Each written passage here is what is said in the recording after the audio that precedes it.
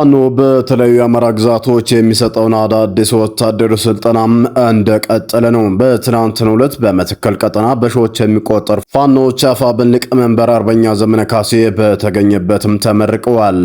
ጀነራል ማመር ተሰማ ፋኖ ግብፅን ይዤ እመጣለሁ እያለ እያስፈራራን ነው በሚልበት ሰዓት ዳንግላ አካባቢ በተፈጸመ ከባድ ጥቃት አንድ ሬጅመንት የብልጽግና ሰራዊት ከጥቅም ውጭ መሆኑም ተሰምቷል። በዝርዝርም የምታደምጡት መረጃም ነው የሚሆነው።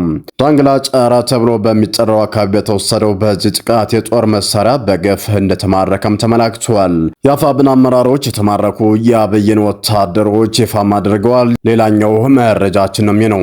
እስከ ፍጻሜው ድረስ አብራችሁን ቆዩ። እነኝና መሰል መረጃዎችን ወደ እናንተም የምናደርስ ነው የሚሆነው። በቅድሚያ ግን ለቻናሉ አዲስ ከሆናችሁ ላይክ፣ ሼር እንዲሁም ሰብስክራይብ በማድረግ ቤተሰብ ይሁኑኛል። ቀጥታ ወዳገኘናቸው መረጃዎች አለፍኩኝ። በቅድሚያም የአፋብኃይል የቴዎድሮስ ዕዝ 105ኛ ኮር 66ኛ ክፍለ ጦር በሺዎች የሚቆጠሩ አዳዲስ የፋኖ አባላትን በመተከል በድምቀት ማስመረቁ ተሰምቷል። በአማራ ሕዝብ የህልውና ተጋድሎ ውስጥ የራሱን ድርሻ እየተወጣ የሚገኘው የአፋብኃይል ቴዎድሮስ 105ኛ ኮር 66ኛ ክፍለ ጦር በሺዎች የሚቆጠሩ አዳዲስ የፋኖ አባላትን መተከል ኮርስ ብሎም በመሰየም በመተከል ቀጠና በትናንትናው ዕለት በደማቅ ወታደራዊ ስነ ስርዓት ማስመረቁም ተሰምቷል። በምረቃ መርሃ ግብሩ የአፋብኃይል ሊቀመንበር አርበኛ ዘመነ ካሴም የቴዎድሮስ ከፍተኛ አመራሮች እንዲታደሙ የተደረገላቸው እንግዶችም ተገኝተዋል። በዕለቱ አርበኛ ዘመነ ካሴ ለአዲስ ተመራቂዎቹ የእንኳን ደስ አላችሁ መልእክትም አስተላልፈዋል።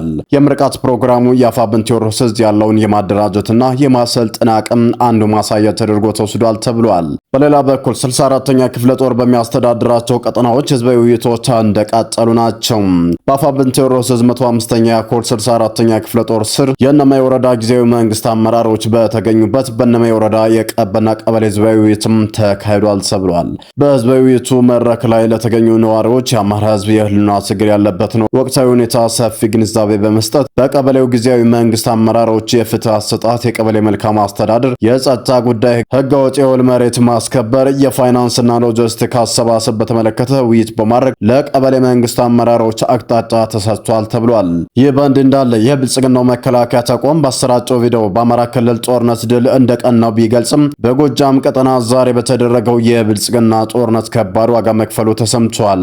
የአንድ ሬጅመንት የብልጽግና ጦር ከጥቅም ውጭ መሆኑም ታውቋል። ጀነራል ማመር ተሰማ ፋኖ ግብፅን ይዞብን ለመምጣት እያስፈራራን ነው የሚል የተለመደ ክሱን ያቀረበ ሲሆን ራሱን አርበኛ አድርጎ በመሳል ሌላኛውን ደግሞ በወራሪነት ፈርጇል። ኢትዮጵያን እንደ ሶማሊያ ሊያደርጓት ነው በማለት ቀጣይ ስጋቱን ያስቀምጠው ጀነራል ማመር ተሰማ የአማራ ክልል ጦርነት ፍትሐዊ ነው ሲሉም ተደምጧል። ንጹሃንን በጅምላ በመጨረስ የገበሬ እህልና እርሻን ማቃጠል፣ የቀንድ ከብቶች ሳይቀር በመድፍ መደብደብ ያካተተ ጦርነት ከመቼ ወዲህ ነው ፍትሐዊ እንደሆነ የሚያውቀው ራሱ ብልጽግና ሲሆን፣ በፋኖ በኩል ግን ፍትሐዊ የተባለው ጦርነትና ድል ዛሬም ቀጥሎ ውሏል። በአፋብኃይል የቴዎድሮስ ዕዝን ለወረራ የተንቀሳቀሰው የአብይ አህመድ ሰራዊት ላይ ዛሬም በወሰደው የከባድ የማጥቃት እርምጃ አንድ ሬጅመንት የብልጽግና ጦር ከጥቅም ውጭ መሆኑን የአፋብኃይል አመራሮች በላኩት መረጃም ገልጸዋል። ከንጋቱ ጀምሮ ዳንግላ ወረዳ ጫራ ተብሎ በሚጠራው አካባቢ ፋኖ በወሰደው እርምጃም ዲሽቃና ብሬን የተማረከ ሲሆን የብልጽግና ሰራዊት ከባድ የሰብአዊ ጉዳት ማስተናገዱም ተሰምቷል። በአፋብኃይል ቴዎድሮስ ዕዝ 105ኛ ኮር 55ኛ ክፍለ ጦር ትናንት ሐምሌ 2 ቀን 2018 ዓ.ም ከንጋት ጀምሮ በዳንግላ ወረዳ ጫራ ከተማ ላይ በወሰደው በዚሁ አስደናቂ ማጥቃት እርምጃ የአገዛዙ ሰራዊት ከባድ ኪሳራን እንዳስተናገደ ነው የተሰማው። በዚህም በርካታ የጦር መሳሪያዎች መማረካቸውን ነው ፋኖም ያስታወቀው።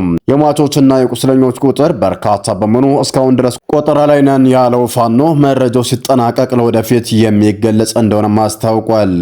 ቢሆን ግን በተወሰኑ አካባቢዎች ብቻ የተማረኩ የብልጽግና ሰራዊት አባላት ይፋም አድርጓል። በወሎም እንደዚሁ ሲቀጥሉ አፋብኃይል ወሎ ቤተ አማራ 106ኛ ኮር 34ኛ ክፍለ ጦር ድልም ተቀናጅተዋል።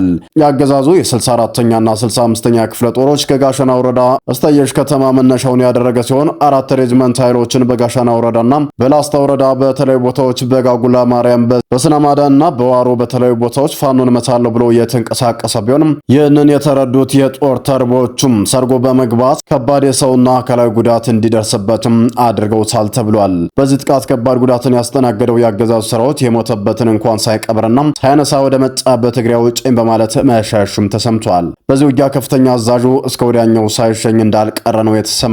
መረጃዎቻችን ሲቀጥሉም የአብይ አህመድ ጥብቅ ወዳጅ የነበረው የቀድሞ ብሔራዊ ባንክ ገዢ ማሞ ምህረቱም በመጨረሻም ራሱ በአብይ ላይ ተነስተዋል። የብሔራዊ ባንክ ገዢ ማለት የኢኮኖሚ ጠቅላይ ሚኒስተር ማለት ነው የሚሉት የምጣኔ ሀብት ምሁራን የቀድሞ የብሔራዊ ባንክ ገዢ ማሞ ምህረቱ ንግግር በቀላሉ ማየት አልፈለጉትም። ከኢትዮጵያ ውጭ ከሚገኙ ቦክስ ከተባለ ሚዲያ ጋር ከቀናት በፊት ቆይታ ያደረገው ማሞ ምህረቱም ኢኮኖሚን በተመለከተ አብይ አህመድ ሁሉንም ነገር ሲያበላሸው የተመለከተ በመሆኑ እንደሚጸጸት በይፋም ተናግረዋል።